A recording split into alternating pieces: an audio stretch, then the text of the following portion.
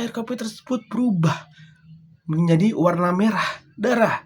Terima kasih untuk kalian semua yang sudah mengklik video ini ya, dan juga terima kasih banget untuk support channel ini dengan cara mensubscribe-nya teman-teman ya. Oke, di cerita kali ini saya akan menceritakan tentang sebuah kisah di mana teman saya masih dengan yang bernama Farhan.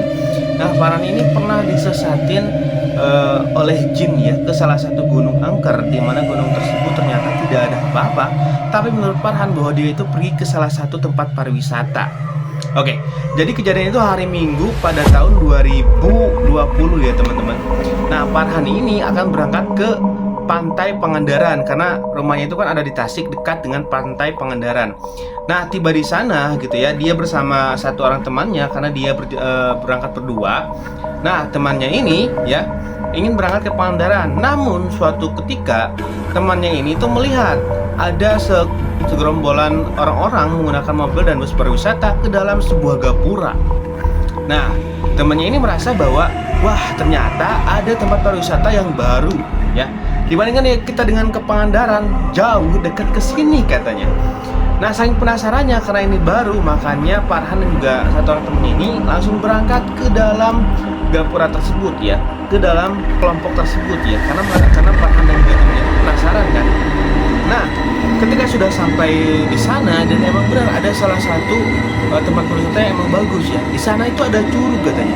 Ada curug, ada saung, terus ada warung tempat makan, ada tempat berenang dan sebagainya ya. Pokoknya sama seperti tempat pariwisata pada umumnya ya. Namun yang agak aneh adalah orang-orang yang ikut dengan Farhan ataupun gerombolan di sana ya, itu tidak sering bercerita ataupun bercengkrama. Mereka hanya bermain biasa dan tidak menegur sapa. Itu yang menjadi hal aneh menurut Farhan. Tapi karena itu adalah hal biasa, ya udah privasi masing-masing. Nah, tapi di sana itu tidak terdengar suara azan sama sekali. Aneh kan?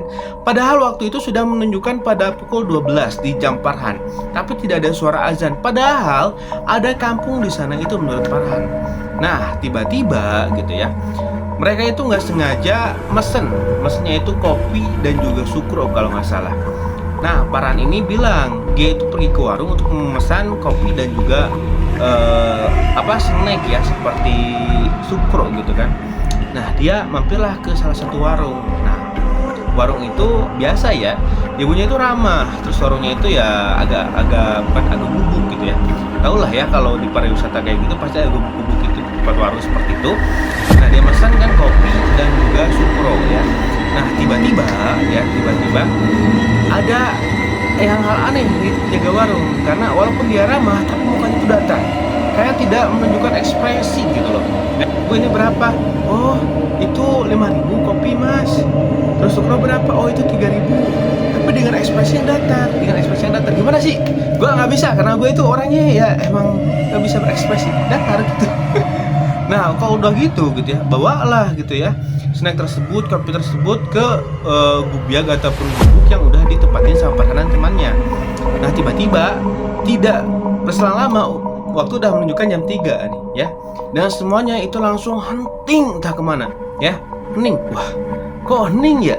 Pada kemana pengunjung? Padahal tadi banyak, rame gitu kan. Nah, pas Farhan dan temannya itu lihat ke sekeliling, ternyata orang-orang yang datang ke tempat pariwisata itu sudah menghilang. Kan aneh kan? Lah, pada kemana ya orang-orang? Kok kosong kayak gini, kok sepi? Dan tempat pariwisata itu masih kayak seperti biasa tempat pariwisata. Nah, pas waktu Farhan mau minum air kopi tersebut gitu kan, ternyata air kopi tersebut berubah menjadi warna merah darah. Kan kaget, takut, penasaran kan? Itu kopi lu warna apa? Merah. Sama. Lah, ada apa gitu kan? Saking takut dan paniknya, dia buka sukro juga, ternyata sukro itu berubah. Bukan jadi sukro pada umumnya, tapi jadi batu kerikil di dalamnya gitu kan. Nah, dia kaget, langsung pergi ke tempat gubuk tersebut. Ternyata gubuk yang menjual makanan ringan itu berubah menjadi gubuk yang udah reot dan tidak ada makanan sama sekali. Hanya ada jaring laba-laba dan juga ya gubuk reot gimana? Kosong, nggak ada apapun gitu kan. Nah, udah seperti itu, Farhan kaget dan memutuskan untuk pulang dari tempat wisata tersebut gitu kan. Nah, ketika pulang, motornya itu mengalami kendala gitu kan, nggak bisa di starter, nggak bisa diselah. Ini apalagi kata Farhan, gue saking takutnya, ini gimana, ini motor berdua tapi dua-duanya tuh nggak jalan gitu kan.